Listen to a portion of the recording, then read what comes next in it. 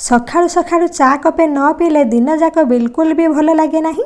आउ ता सहित जदि बिस्किट टिके हो जाए चा पीबार मजा डबल हो जाए। दुकान मानकरे जेमती चाहा बनै थांती आज मु सेमती प्रोसेस रे आपण मानकु चाहा करके बतेबी।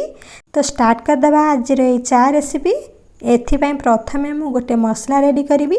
तो सेति पई अदा खंडे नै जाईची, एठी अळेच दुईटी नैची, लवंग तीनटी नैची, आ 4-5टी गोलमरीच नै जाईची। तो प्रथमे सुखा मसला को टिके एमती छेची दउची। तो सुखा मसला को एमती छेची सारला परे आ देरे अदा को दे देबी। अदा को देकी आ सहित एमती छेची दउची। एई मसला देकी चाहा करबा द्वारा चाहार टेस्ट आउ टिके अधिक बढ़ी जिवो। तो एठी मोर मसलाटी रेडी हो जाइची। ता भितरे गैस रे मु सस्पेन बसै देइची। तो एठी मु गोटे कप नै जाइची। एई कप रे मु गोटे कप पानी दे दउची। अल्प टिके एथरे पानी दे देइची। तो गोटे कप रु टिके अधिक एथरे पानी दे देइची। जेमती फुटी फुटी पानीटी मरिबो तो सेई अनुसार पानी दे देइची। तापरे छेची के रखिथिबा मसला को एथरे दे देइची।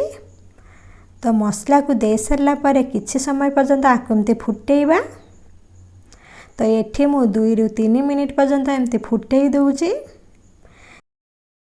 जहाँ द्वारा अदा अळेच गोलमरीचर जो फ्लेवर थिबो से सब गुड़िक ए पानी भितर को आसी जिवो। तो सेथि पई आकु एमती अधिक समय पर्यंत टिके फुटेई देबे। जे माने चा बनै थांती आकु एका संगरे देकी एमती फुटेई दियंती। कम समय आकु फुटेले यार फ्लेवर आपण माने पाइबे नाही। तो सेथि पई अधिक समय आकु एमती फुटेई देबे। तापरे एथरे मु 2 चमच चीनी दे दउची। तो मिठा आपण जेतिकी पसंद करिवे से अनुसार चीनी दे देबे।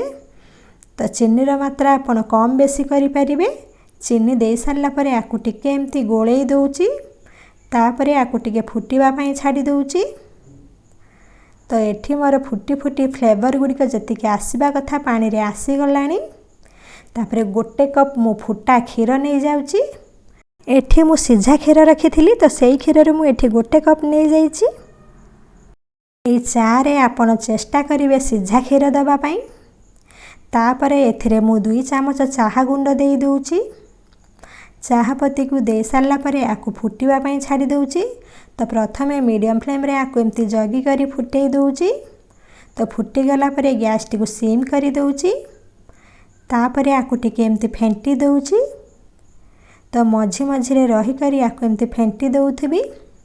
तो ये फुटी फुटी करी टिके गाढ़ा न हबा पर्यंत आकु एमती फुटेउथबी। जहाँ द्वारा चाहा पत्तीर कलर गुड़िक चाहा भितर को आसी जिवो। एठी मु जो जिनस परे जोटा पकेया कथा पकेइची। तो आपण माने सेम प्रोसेस रे चाहा कले देखिबे आपण को चाहा बिल्कुल भी खराब होबो नाही। समस्त तारीफ ही करूथबे। आ चाहा दुकान रो टेस्ट आपण घरे पाई परिबे।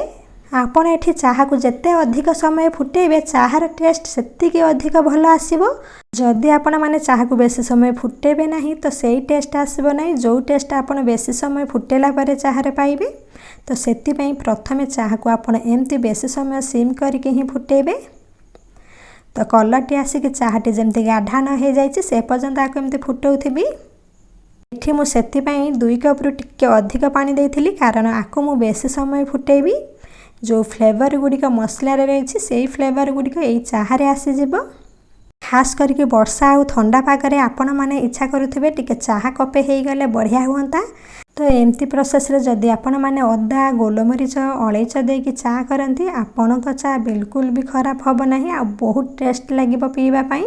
आ बिल्कुल भी भाबुथिबे मो चाहा पीले एसिडिटी हो जिवो बिल्कुल भी एसिडिटी होबो नाही।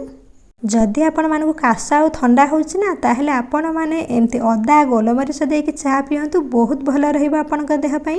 तो आपण माने एमती ही प्रोसेस रे चा बनेले ही आपण माने जानि परिबे आपण को चाहा केते टेस्टी हेइछि।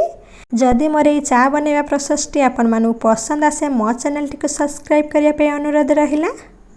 तो एठी मु चा को फुटेई फुटेई बहुत समय पर्यंत मारी देइछि। आ यार फ्लेवर मध्ये बहुत भलो आसुछि।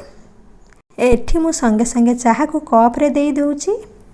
तो एमिति प्रोसेस रे आपण माने चा बने की पियंतु। आ केमिति लागिला मतामत मते कमेंट बॉक्स रे जणांतु। आ जदि मो चैनल ले नुआ तो चैनल टी को सब्सक्राइब करि दियंतु। पाखे थिबा बेल आइकन को दबे दियंतु। धन्यवाद।